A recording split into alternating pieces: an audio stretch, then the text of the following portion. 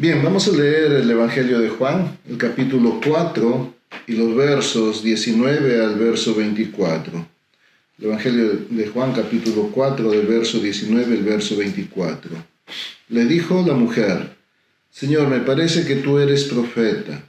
Nuestros padres adoraron en este monte, y vosotros decís que en Jerusalén es el lugar donde se debe adorar.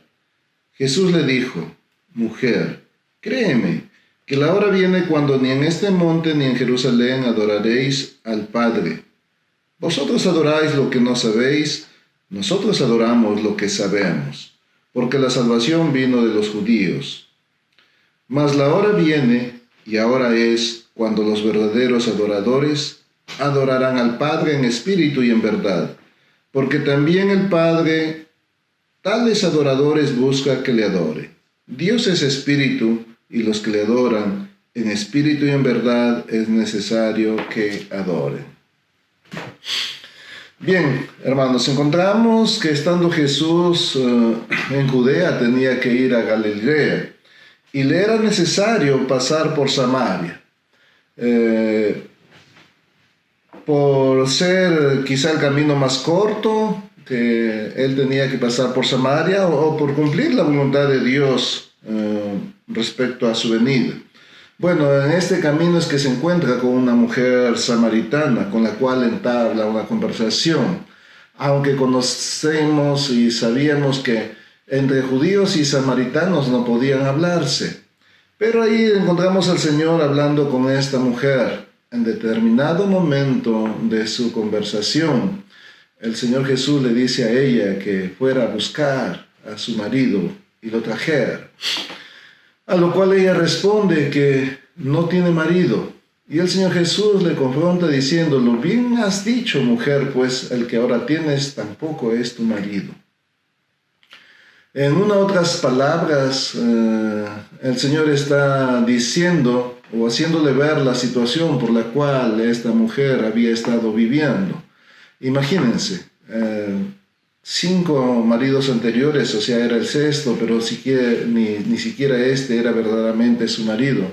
En aquel tiempo era una situación muy difícil, ¿no? Se podía considerar, era una mujer muy malvada. Quizás si hubiera sido la situación de un fariseo, o nuestra situación misma, al encontrarnos con una persona con esta historial, podríamos decir, en su vida, hubiéramos sido muy prestos a decirle: tienes que arrepentirte o venir, porque si no, no tienes salvación o estás perdida. Sin embargo, el Señor Jesús, de una manera muy especial y hasta bondadosa, podríamos decir, aún en esta declaración que ella había dicho, Él está diciendo, y aún para decirle esta verdad: bien has dicho, mujer, ¿no? Hay algo bien que has dicho, y le está llevando a que ella pueda abrir su corazón delante de Él y tener la confianza, ganándose la confianza que muchas veces nosotros le hubiéramos echado a perder, ¿no? Podemos darnos cuenta entonces el perfecto conocimiento que tenía nuestro Señor del pasado de la mujer y de su vida presente. También podemos darnos cuenta que el Señor conoce todo y que no hay algo que nosotros podamos ocultarle. Pensando en esta situación, muchas veces quizá nosotros somos tentados a ir aún delante del Señor con ciertas o escondiendo ciertas mentiras en nuestra vida. Sin embargo, delante del Señor todo quedará descubierto. Y algunos dicen, o podemos entender, que lo que esta mujer pasa a decir después de haber sido confrontada de esta manera, en el verso 19, a partir del cual nosotros vamos a encargarnos en esta mañana: Señor, me parece que tú eres profeta.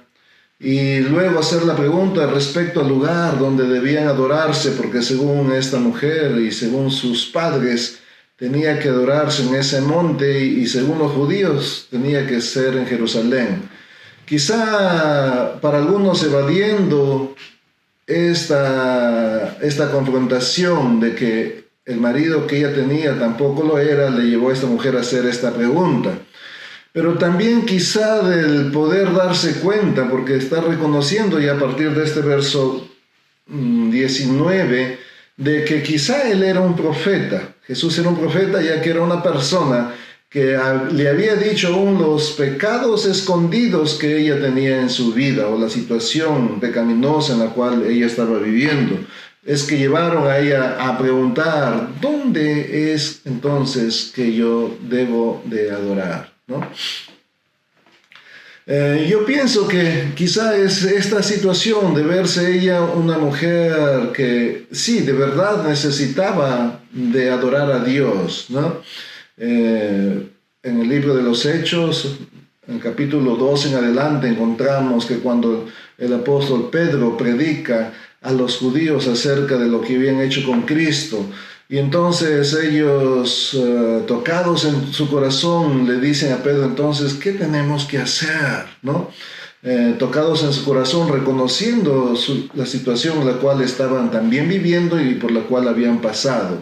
Es como cuando decir, lo hacen a uno ver su falta o la situación perdida en la cual está y de la cual necesita uno salir, entonces tiene que llevarlo, quizá decir, ¿qué es lo que debo hacer? Por eso esta mujer dice, ¿dónde tengo que adorar entonces? ¿No? Y lo primero que vamos a ver entonces en esta mañana es el lugar donde se debía adorar. La mujer está diciendo que sus padres han adorado en ese monte, pero también la mujer está diciendo que los judíos dicen que en Jerusalén, ¿no? Entonces, ¿dónde es el lugar correcto? A lo cual el Señor Jesús le dice, mujer, créeme, que la hora viene cuando ni en este monte ni en Jerusalén adoraréis al Padre. La hora viene, créeme, imagínense. Parecería que lo que Jesús iba a decir no era algo muy creíble, por eso Él está poniendo énfasis, mujer, créeme, la hora viene ni en este monte ni en Jerusalén. Nuestro Señor declara aquí que bajo el Evangelio al cual Él estaba dando cumplimiento, ya no habría distinción de lugares. La vieja dispensación bajo la cual, ¿no?, los hombres estaban obligados hasta ir a Jerusalén 3 veces al año para asistir a las fiestas y adorar en el templo, estaba a punto de desaparecer.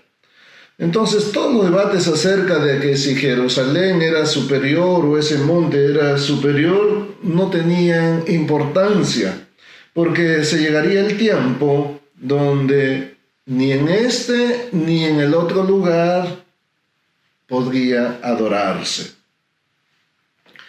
A través de este tiempo de Jesús podemos encontrar posteriormente, ¿no?, que el tiempo de reunirse para adorar al Señor en la iglesia del primer siglo lo hacía en las casas, ¿no?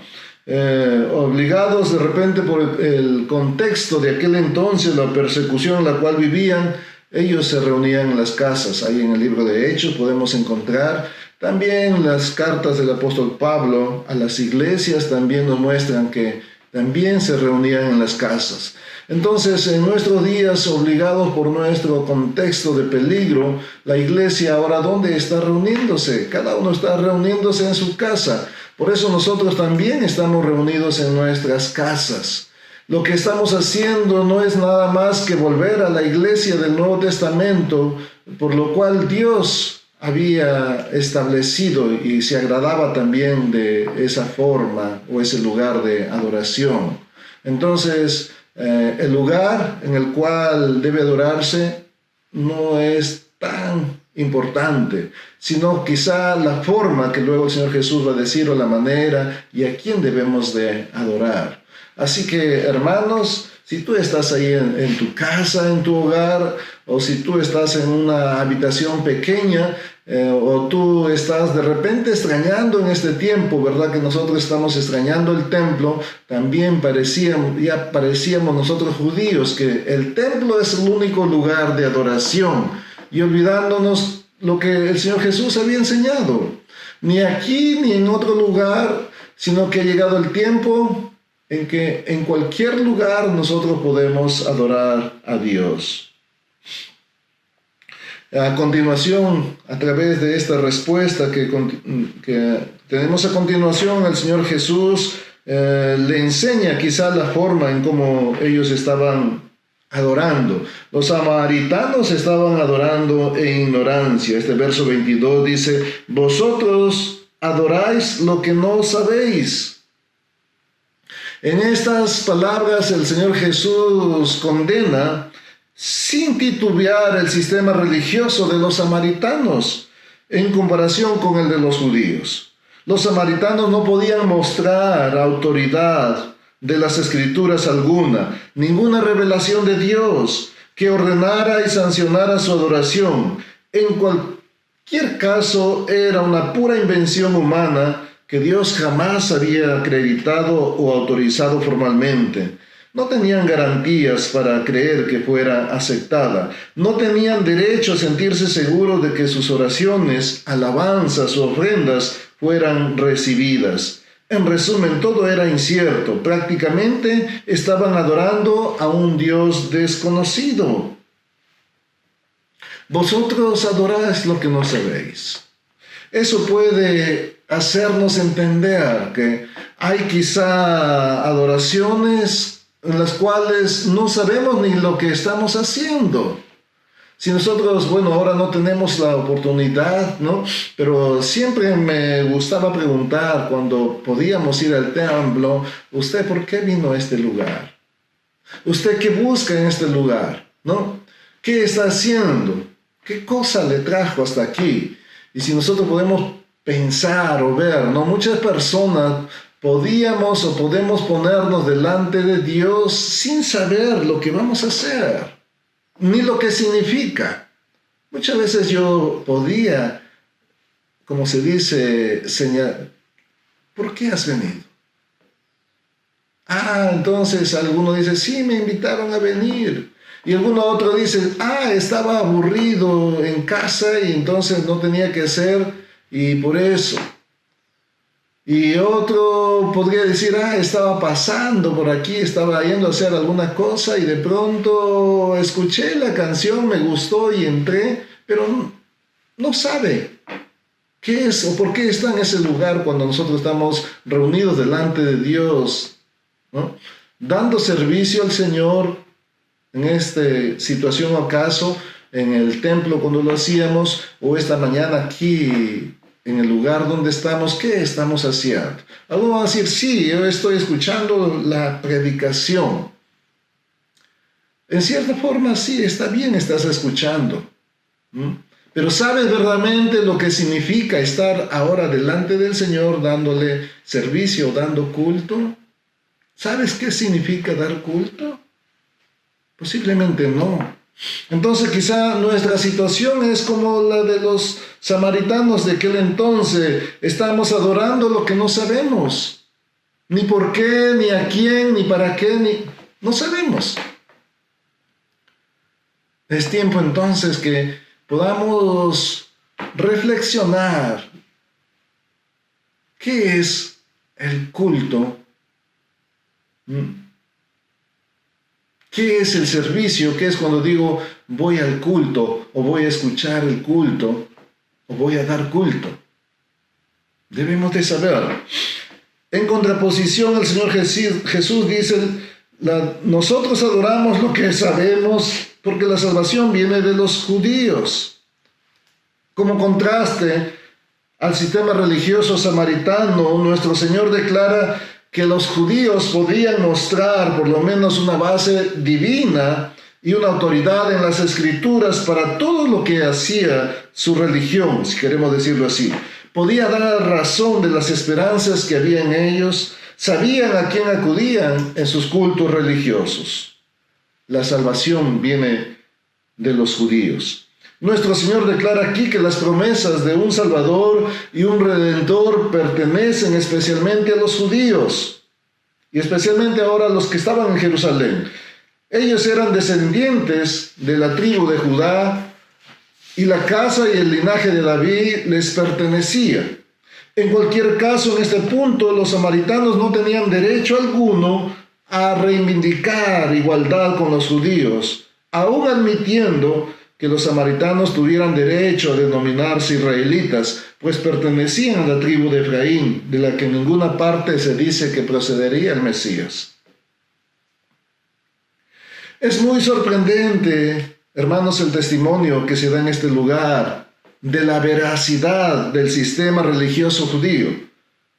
El Señor Jesús se siente complacido, ¿no?, de decir, nosotros adoramos, incluye en ese grupo de los judíos, aunque en el contexto de aquel entonces ese grupo de judíos era corrupto y malvado, pues estaban los escribas y los fariseos.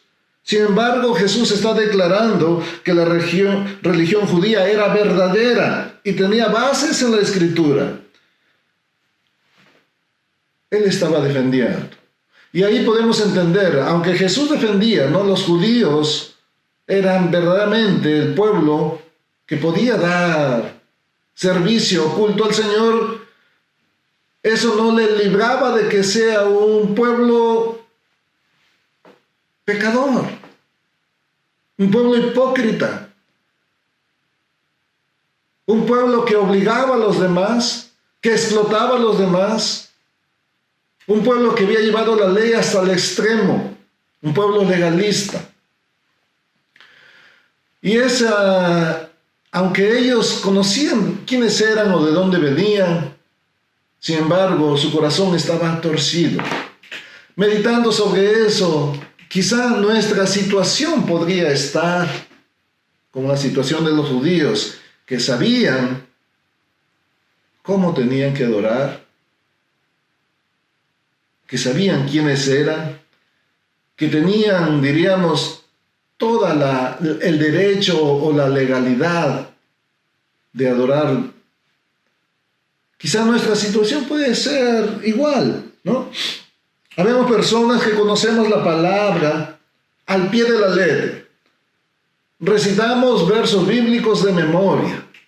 Si nos preguntan dónde está tal pasaje, capítulo, versículo y todo, que podemos pasar mañanas, tarde o noches leyendo la palabra, alabando, cantando al Señor, podemos saber personas. Sin embargo, de repente eso solamente es algo que se queda en nuestro conocimiento. De esta manera, y a veces aún orgullosos, y nos comparamos quizá con las personas incrédulas, y hasta nos burlamos. Ustedes no saben cómo se tiene que adorar al Señor, nosotros sabemos. Además, nosotros somos hijos de Dios, hemos recibido a Cristo, redimidos por la sangre del Señor, pero tan igual que los judíos quizás somos hipócritas. Estamos esclavizando a nuestros semejantes, explotándoles, sin misericordia. No nos conmueve el sufrimiento de los demás. Y si hay alguien que cometió pecado, nos falta solamente levantar la piedra para sepultarlo. Solamente conocimiento de Dios. Pero ¿qué es del corazón? ¿Ah? ¿Qué es del corazón? Porque a continuación el Señor Jesús va a mostrar a través de esta pregunta de esta mujer, en este verso 23-24, la adoración verdadera. ¿Cuál es la adoración que le agrada a Dios? Nuevamente el Señor habla en el verso 23, mas la hora viene y ahora es cuando los verdaderos adoradores adorarán al Padre en espíritu y en verdad, porque también el Padre tales adoradores busca que le adoren. La hora viene y ahora es. En la mente del Señor el estado ya perfeccionado del futuro se haya prefigurado en el presente. Ahora es la hora, no mañana, sino ahora llegó la hora. Y lo primero que le enseña a esta mujer es cuál es el objeto de la adoración. Quizá ella se ha olvidado de preguntar esto. Ella más estaba pensando en el lugar antes que a quién se debe adorar. Esta palabra, cuando los verdaderos adoradores adorarán al Padre, no deja lugar para imágenes, ni otros dioses, ni otras formas de adoración. De igual forma, los falsos adoradores adoran cualquier cosa que ellos se crearon. No adoran al Dios al cual el Señor Jesús se está dirigiendo como nuestro Padre. Entonces, adorar a otra cosa va contra el primer mandamiento dado por Dios, el cual dice: no tendrás dioses ajenos delante de ti, no te harás imagen, ni ninguna semejanza de lo que está arriba en el cielo, ni abajo en la tierra, ni en las aguas debajo de la tierra. No te inclinarás a ellas, ni las honrarás, porque yo soy Jehová tu Dios fuerte y celoso. Por eso el objeto de adoración solamente es a Dios, nuestro Padre. Aquí Jesús le está diciendo: no a otros dioses. Y adorar a otros dioses, honrar, como dice aquí, a otros dioses o a otras imágenes, es pecado. Eso debemos de entenderlo en nuestra nación. Las iglesias están llenas de imágenes. Los hogares están llenos de imágenes. Para cada día tenemos una imagen. Ya no quiero decir ni santo, porque santo es la persona separada para Dios, en camino a su consagración o a su santidad. Entonces, cuando nosotros tenemos una imagen, cuando guardamos o cuando vamos a un lugar que está lleno de imagen, ¿qué es eso? Eso es idolatría, porque Dios, el primer mandamiento que nos dio es que no tengamos dioses ajenos delante de nosotros. No te harás imagen ni ninguna semejanza de Dios, como luego va a decir que Dios es espíritu, ¿verdad? ¿A quién entonces estamos adorando? El objeto de nuestra adoración solamente debe de ser nuestro Señor. Nadie más. No hay lugar para nada más. Por eso es necesario revisar nuestro corazón. Estar delante del Señor debe ser de una forma única, sin lugar para nada más. No dividamos nuestro corazón dejando lugar para otras cosas. El segundo, lo que Jesús le enseña a esta mujer es la forma de adorar, ¿no? Los verdaderos adoradores deben adorar en espíritu y en verdad. No serían verdaderos adoradores aquellos que se reúnen meramente en un lugar u otro. Ni serían exclusivamente los judíos, ni exclusivamente los gentiles, ni exclusivamente los samaritanos. Solo se considera adoradores verdaderos aquellos que adoran en espíritu, lo cual consiste en tributar un homenaje en que participe todo nuestro ser, todo nuestro corazón, en contraposición a la adoración externa, formal, material y carnal, que solo consiste en ceremonias, ofrendas, sacrificios y cosas semejantes. Cuando un judío hacía un sacrificio al Señor, con un corazón muy lejos de Él, era una adoración según la carne.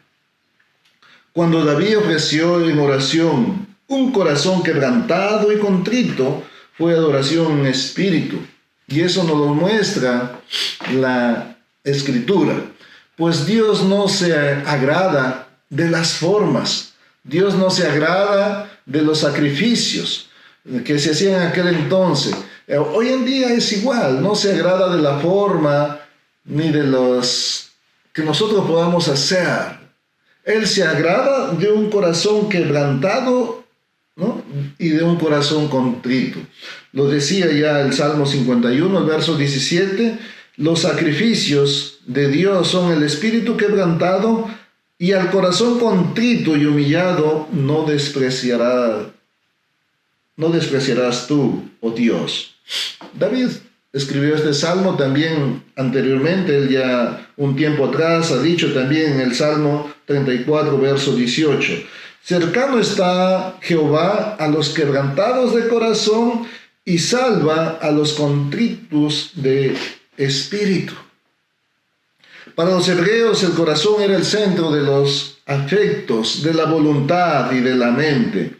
En estos pasajes el espíritu también se refiere al ser interior, es decir, a la esencia de la vida mismo. Por eso cuando el Señor dice, le adoren en espíritu, tiene que ver con lo interior de nuestro ser. Yo quiero preguntar aquí entonces, ¿cuál es la actitud cuando nosotros decimos, vamos a adorar al Señor, ¿no? Muchas veces se ha separado esto, ¿no? Que hay un tiempo para alabar al Señor y hay un tiempo de adoración. Y cuando se trata de adorar al Señor, se trata simplemente y llanamente de cantar unas canciones más suaves, decimos más profundas, que lleguen a nuestro interior, y centramos nuestra adoración al Señor de pronto a sentirnos, diríamos, más que todo, en una situación, no sé cómo podría denominarla,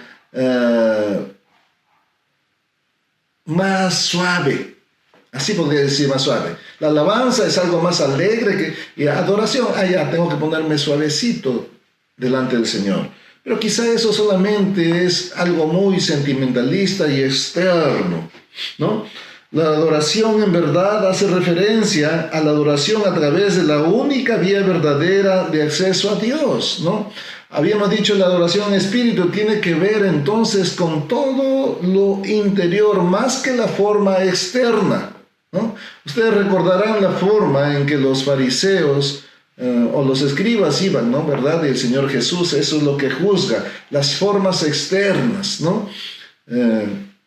Y la adoración en espíritu tiene que ver con algo más interno nuestro, lo interior nuestro. Para los judíos, ¿no? El espíritu y el corazón tenía que ver con todo su ser interior.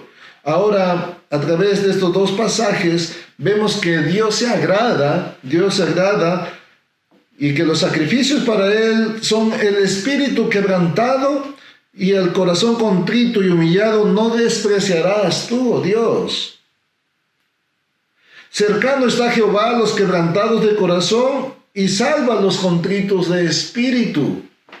Entonces aquí debemos separar y ver si cuando yo estoy delante del Señor estoy con este corazón, ¿no? Con este espíritu quebrantado, con este corazón contrito. ¿Cómo estamos o cómo nos ponemos delante de Dios? Es necesario, ¿no? Es necesario ver.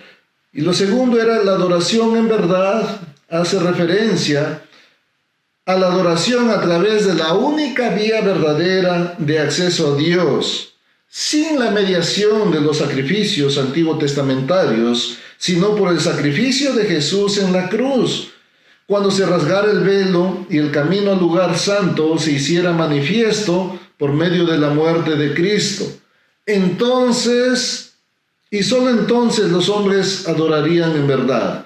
Antes de Cristo adoraban solo por medio de tipos, por medio de sombras, figuras y emblemas. Después de Cristo adorarían en verdad. El espíritu se opone a la carne, la verdad a la sombra. El espíritu es en resumidas cuentas el culto del corazón en contraste con la adoración verbal o la devoción formal. La verdad es la luz plena de la dispensación cristiana en contraste con la luz crepuscular de la ley mosaica. Entonces la adoración verdadera, se llegó la hora en que la adoración verdadera sería solo y únicamente a través de la obra de Jesús en la cruz. Toda la adoración antiguotestamentaria eran sombras o tipos de esta adoración. Por eso Jesús dice aquí que se llegó la hora, ¿verdad?, Y esa hora es porque Jesús daba por hecho la obra que Él realizaría en la cruz. Ahora está ante esta mujer diciendo, esa va a ser la adoración verdadera, ¿no? Y entonces, ¿las personas sin Cristo podrán adorar verdaderamente al Padre? No. Las personas sin Cristo no pueden dar una adoración verdadera ni que agrada a Dios. La única adoración verdadera es a través y por la obra de Jesucristo. Y es lo que el Señor Jesús le está enseñando a esta mujer. La hora ha llegado y es ahora, a partir de la obra de Cristo, ¿no?, donde los verdaderos adoradores adorarán al Padre en espíritu y en verdad. En espíritu tiene que ver con todo nuestro interior, con todo nuestro corazón, no por la forma externa, y la verdad tiene que ver que solamente a través de la obra y del sacrificio de Jesús en la cruz podemos adorar a Dios. El mismo Señor Jesús dijo, nadie viene al Padre si no es a través de mí, porque Jesús es el camino, la verdad y la vida. Nadie puede venir a Dios. O sea, las oraciones que hacemos sin Cristo son oraciones que no tienen validez, ¿no? Por eso es solamente y únicamente a través del sacrificio de Cristo que podemos dar una adoración verdadera. Bien, algunos dirán, entonces conociendo esa verdad ya yo puedo adorar a Dios. Tienes que conocer esa verdad y tienes que aceptar esa verdad y tienes que aceptar ese sacrificio de Jesucristo en la cruz. ¿Y qué significa eso? El Señor Jesús murió en la cruz para que tú puedas llegar a Dios. Y por eso tienes que recibir al Señor Jesús como tu Señor y Salvador. Si no es Señor y Salvador, pues tu adoración no llega ni a la esquina, porque no te van a escuchar ni a 2 cuadras. Ahora mucho menos porque no puedes ni gritar. No llega a ningún lado. Sin embargo, esta adoración, espíritu y verdad, ¿no?, es la adoración que Dios se agrada. Pero no quedamos ahí solamente. La tercera verdad que Dios le enseña a esta mujer en el verso 23 es que Dios está buscando a tales adoradores. Adoradores en espíritu y en verdad, ¿no? Porque también el Padre tales adoradores busca que le adoren. Entonces la necesidad de una oración realmente espiritual tiene sus raíces, ¿no? El verso 24 dice, Dios es espíritu, y los que le adoren en espíritu y en verdad es necesario que adoren. Entonces adorar a Dios en espíritu es por la esencia de Dios mismo, ¿no? Y tenemos que adorarle con nuestro corazón, con un espíritu renovado, no con un espíritu muerto en el pecado, no con un espíritu que no tiene vida. Por eso es necesario recibir a Cristo, y cuando el Espíritu Santo viene a nuestra vida, ahí somos seres, aunque humanos, con carne y hueso, pero espirituales, porque es nuestro espíritu el que nos une con Dios, ¿no? Por eso aquí está diciendo, Dios está buscando adoradores que le adoren en espíritu y en verdad. Dios está buscando. Y en otras palabras, lo que Jesús le está diciendo directamente a esta mujer es, si Dios está buscando adoradores que le adoren en espíritu y en verdad, no quieres hacerlo. Esa es una manera, una forma de decirle a esta mujer, de haberle hecho ver la condición en la cual vivía, de haberle hecho ver que no era el lugar lo que determinaba para adorar a Dios, de hacerle ver que en cualquier lugar podía adorarse a Dios, de hacerle ver que solamente Dios es el objeto de la adoración, de hacerle ver la forma en espíritu y en verdad en cómo debía adorarles. Ahora lo que Jesús dice, Dios está buscando tales adoradores, ¿no? Y esa es una búsqueda que no solamente terminó aquí. Dios aún sigue buscando tales adoradores. Eso de que Dios está buscando nos hace recordar, ¿verdad?, la palabra de búsqueda como algo especial y semejante. El Hijo del Hombre vino a buscar y a salvar lo que se había perdido. ¿no? Parece mostrar la abundante compasión de Dios. Dios ya está buscando al enviar a Cristo a la tierra. Al enviar a su Hijo a la tierra, Dios está buscando a aquellos que se han perdido. Y de encontrarlos perdidos, Dios quiere convertirlos en verdaderos adoradores y Dios sigue buscando. Entonces, así como se le preguntó a esa mujer, entonces esa pregunta, ¿Dios está buscando también? ¿Nos estará buscando a nosotros? ¿Qué crees tú? Por supuesto que sí. Dios está buscando verdaderos adoradores. ¿Qué quiere decir con eso? Que hay muchos falsos adoradores. Ahora, el dilema es, ¿dentro de qué grupo estás tú? ¿Dentro de qué grupo estamos? Si Dios está buscando verdaderos adoradores, yo de repente soy un falso adorador. Debemos de revisar nuestro corazón. ¿Cuál es nuestra actitud delante de Dios? ¿Cuál es nuestra actitud? En espíritu, en verdad, tiene que ver con todo, 100% de nuestro ser. En otras palabras, nos encierra por completo esta expresión, ¿no? Nuestro espíritu, nuestro corazón, 100% entregado o delante del Señor. Entonces, esa es la actitud que Dios busca. La verdad es que solamente a través de Cristo podemos hacerlo. Entonces, yo tengo que definir o decidir en esta mañana qué tipo de adorador soy. ¿Cuál es mi actitud delante del Señor? ¿Cuál es mi corazón? ¿Cómo viene? Muchas veces nuestro corazón viene hasta con cierta molestia, porque nos traen delante del Señor, porque nos levantan ahora delante del Señor. A muchos se les obliga a ponerse delante del Señor. No es un verdadero adorador. Otros, es mi compromiso o mi responsabilidad. Soy pueblo de Dios, entonces tengo que tener un tiempo con el Señor, pues voy a cumplir. Y cuando estaban las iglesias o los templos abiertos, por simple cumplimiento iba para el templo. A estar ahí 1 hora o 2 horas. Y por eso que cuando la predicación, la alabanza y todo el servicio demoraba más de 1 hora, ya estamos aburridos. Porque nuestro corazón está en otro sitio, ya tan largo está el culto, ya tengo que almorzar, ya tengo que ir a hacer otra cosa. Estar delante de Dios con esa actitud no es ser verdadero adorador. Estar delante de Dios tiene que ser con un corazón quebrantado y con un espíritu contrito, un corazón contrito, humillado delante del Señor, reconociendo que sin Dios no somos nada o no éramos nada y que Dios lo es todo. Que gracias por nuestro Señor Jesús nosotros podemos acercarnos a Él. Agradecidos.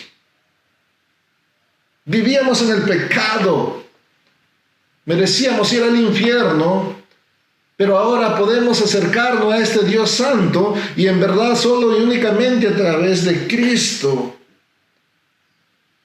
reconociendo que ayer, en los días anteriores, hemos vivido aún pecando. Sin embargo, muchas veces nos acordamos orgullosos, soy hijo de Dios, voy a cantar, voy a alabar y voy a escuchar la palabra. Y mientras estoy haciendo esto, estoy pensando en otra cosa. Después de esto, ¿qué va a haber de almuerzo si el culto es en la mañana? ¿Y a dónde voy a ir y qué voy a hacer? Y a veces hacemos compromisos. ¿Sabes qué? Si el culto es a las 10, ya a las 11, ya tiene que terminar 1 hora nada más, ¿no? 1 hora. Si se pasa, ya es problema. Ya tengo otro compromiso. Entonces, cuando no termina a la hora, nuestro corazón está en conflicto. ¿Me salgo? No. ¿Espero? No. Yo no sé por qué tan largo. ¿Hasta cuándo? Corazón. De ese corazón no se agrada a Dios. De ese adorador no se agrada a Dios. Todo nuestro corazón tiene que estar humillado delante del Señor, ¿no? Yo no soy digno, Señor. No merecía tanto amor. No merecía que tú dieras la vida en la cruz por mí, oh Señor. Yo no merecía estar aquí, por mi pecado. Yo no era nada sin ti. ¿Dónde vivía? ¿Dónde estaría? ¿Cuál sería mi fin sin ti? Pero ahora, por gracia, puedo estar en tu presencia. Y aquí está yo y mi corazón. Y aquí tienen que estar mis pensamientos, todos mis sentimientos centrados delante de tu presencia. A esos adoradores Dios está buscando. No a los soberbios, no a los orgullosos. Los judíos eran orgullosos. Ustedes no saben cómo adorar, ¿no? Ustedes no tienen lugar donde adorar. Nosotros sí tenemos. Nosotros conocemos qué adoramos. Tú conoces a Dios también. Otros no lo conocen. Y muchas veces esa es nuestra actitud. Y decimos, los mundanos no saben, no conocen. Nosotros somos cristianos. Mas la hora viene cuando Dios está buscando verdaderos adoradores. No cualquier adorador, sino verdaderos adoradores. Tenemos que ser verdaderos adoradores, con un corazón íntegro, humillado y entregado a Dios. ¿Cuál es nuestra actitud delante del Señor? Dios se agrada de un corazón contrito y humillado, ¿verdad? Porque esos son los sacrificios en los cuales se agrada el Señor. El Señor Jesús también mostró y enseñó, ¿verdad?, de este hombre que venía al templo y que decía, gracias Señor, porque yo no soy como aquel o aquellos pecadores. Gracias porque yo soy, Señor, diferente. Y a la puerta había un pecador que decía, Señor, yo no merezco. Yo soy pecador, no merezco. Ten misericordia, ten piedad. Ese es el corazón que Dios está buscando. Que podamos reconocer que no merecemos delante del Señor. ¿Qué mereces? En este tiempo en el cual estamos viviendo, podríamos pensar que las personas que están sufriendo eran por su pecado, porque esa mentalidad hay, que los que están sufriendo es por su pecado. Y muchas veces decimos, sí, yo como soy bueno, entonces me tiene que cuidar Dios. Y estamos hasta orgullosos de que no estamos de pronto tendidos en una cama en un hospital. Y estamos pensando por su maldad. Sin embargo, tenemos que tener ese corazón de decir cada día, gracias Señor. Solamente es en tu gracia que me estás guardando. Solamente es tu gracia que me sostiene. Solamente es tu gracia que me sustenta. Yo no merecía nada, no merezco nada. No es por mis obras. Solamente es la gracia en Cristo Jesús. Debemos de entender que solamente es esa gracia, no lo merecíamos. Y eso tiene que llevarnos a ser personas humildes, agradecidas al Señor. Solamente es por la gracia. Debemos de quebrar nuestro corazón delante del Señor. No éramos nada sin Cristo. No éramos nada sin Él. Mas nos hizo hijos de Dios. Y nos ha trasladado desde el reino de tinieblas al reino de luz. Eso tiene que ser agradecimiento al Señor. Gracias, Señor, a pesar de que no lo merezco. Hay muchas personas, quizá con mayores actitudes, con buenas cualidades, pero te fijaste en mí y ahora me has acercado y ahora estás buscando verdaderamente, ahora quieres que te adoremos de verdad. Pues Señor, yo quiero ser uno de ellos. Por eso, hermano, vamos a orar. Y como yo dije, ¿Quieres ser un falso adorador o un verdadero adorador? El verdadero adorador tiene que hacerlo con todo su corazón, quebrantado delante del Señor, con todo su ser. Y la única verdad es que tiene que ser a través de Cristo. No hay otra forma en cómo nosotros podamos adorar o llegar al Señor. Entonces, Dios aún sigue buscando. No nos guardemos esto. Seamos verdaderos adoradores y busquemos verdaderos adoradores para el Señor, porque Dios está buscando.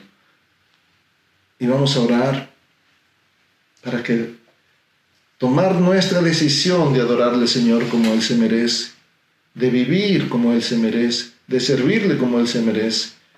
No hagamos las cosas por hacerlas, sino debemos hacerlas con todo nuestro corazón. Oremos. Señor, te damos gracias. En esta mañana estamos delante de ti. Señor, esta mujer descubre nuestra vida.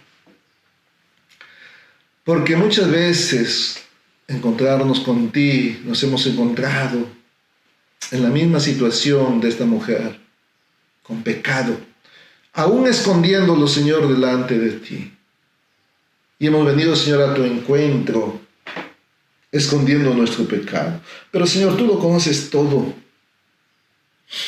Y tú nos haces ver, Señor, que no hay pecado que pueda mantenerse escondido a tus ojos. Por eso, Señor, perdónanos. No podemos engañarte. Señor, y gracias por darnos esa bendición de que aún, Señora, ahora en nuestros hogares podemos adorarte.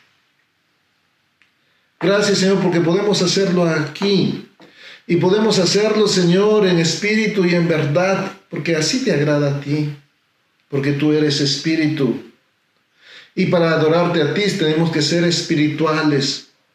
Por eso, Señor, gracias porque nos diste tu Espíritu Santo a través de Cristo.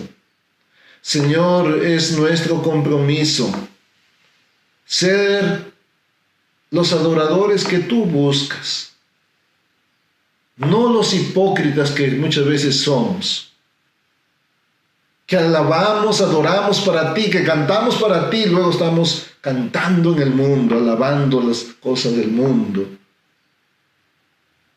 Con estos labios, Señor, que proclamamos el amor, la grandeza tuya, Señor. Con esta boca, Señor, y muchas veces estamos, Señor, diciendo cosas con estos ojos que queremos ver y podemos ver, Señor, tu gloria. Los entretenemos, Señor, para ver perversidades. Señor, en esta mañana consagramos, Señor, nuestras manos, nuestros ojos, nuestro corazón solamente a ti. No queremos tener un corazón dividido, porque no te agradas. Si somos hijos tuyos, Señor, que te adoremos de verdad. Dejemos el mundo, dejemos el pecado, dejemos todo. No tengamos ese corazón dividido. Tú quieres un corazón íntegro y quebrantado, Señor. Aquí estamos, oh Dios. Aquí estamos, oh Padre, delante de ti, Señor. Es mi decisión adorarte, Señor, verdaderamente. Quizá hemos sido falsos adoradores. De ahora en adelante, Señor, será con todo nuestro corazón. Será, Señor, con corazón humilde, como lo fue de Cristo. Señor, te doy gracias. Señor, te adoramos. Señor, te bendecimos en este tiempo. Y te pedimos, Señor, todo esto en el nombre de Jesús. Amén.